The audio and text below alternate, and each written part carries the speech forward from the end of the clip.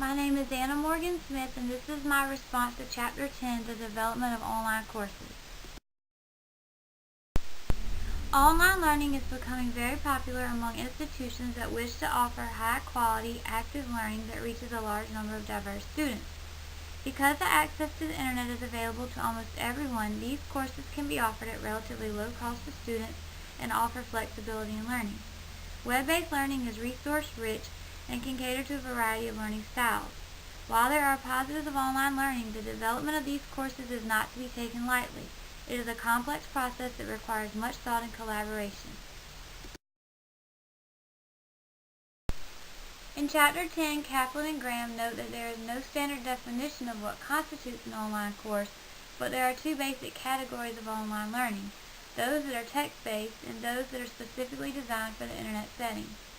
According to Kaplan and Graham, from the mid-1990s to the early 2000s, the majority of distance education courses found on the web were text-based, where students gained access to the text, they interacted with it, and then they completed some sort of assignment. The second category of course attempts to take advantage of the strengths of the Internet as a teaching and a learning environment.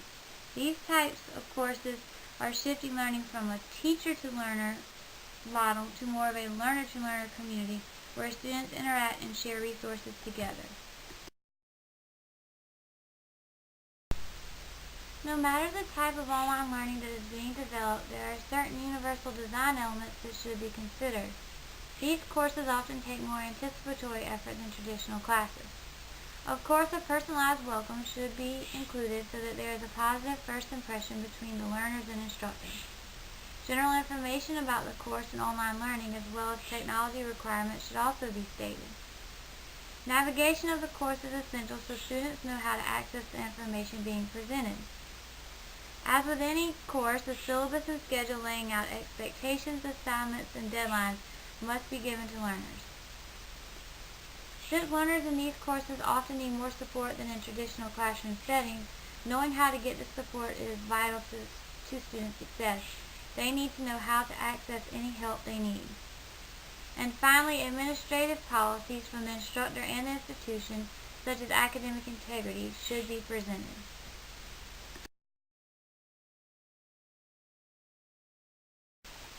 The American Association of Higher Education established 7 principles for good practice in education. These principles are also associated with online learning. The goal of any course is to encourage communication among the learner and instructor as well as learner to learner. An effective course uses active learning to reach a variety of learning styles.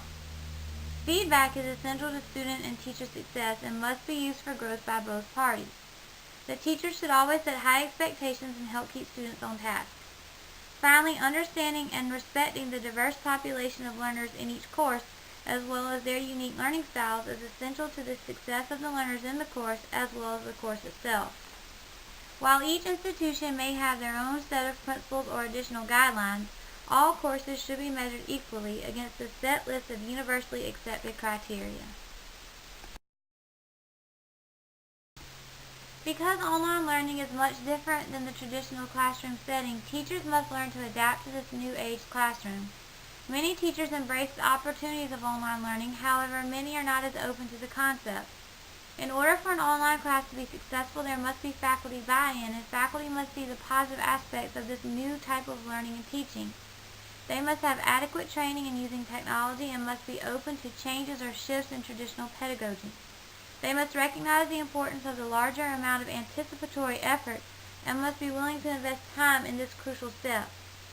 Faculty must be proficient in a variety of technology applications so they can offer students a variety of resources for learning. They must also create a time management plan and understand the importance of student support and prompt feedback for learner success. Developing an online course is a complex process and requires collaboration. Kaplan and Graham suggest using resources such as subject matter experts to ensure the content of the online course is appropriate and comparable to that same course in a traditional classroom setting. And instructional designers should be consulted on the best way to present the material to learners. A web developer should be used to help design an easy-to-navigate course site so the information is accessible to all learners. Because graphics can often be a distraction, The role of the graphic designer is to create a unique course look that is effective and does not take away from the educational process. Finally, the programmer and multimedia author's role is to ensure that the program being used to present the material is functioning properly.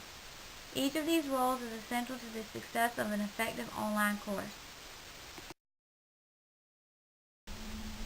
I found the information in this chapter to be most informative as I look ahead at designing my own course site. While I knew developing an online course would be complex, the chapter really opened my eyes to essential components of online learning. Traditional classroom design is different in the fact that there is not as much anticipatory effort involved. Because teachers constantly interact with learners face-to-face every day, many questions and concerns can be answered over time. This is not the case with online learning. Students must know what is expected of them at the beginning of the course and must know how to access the information.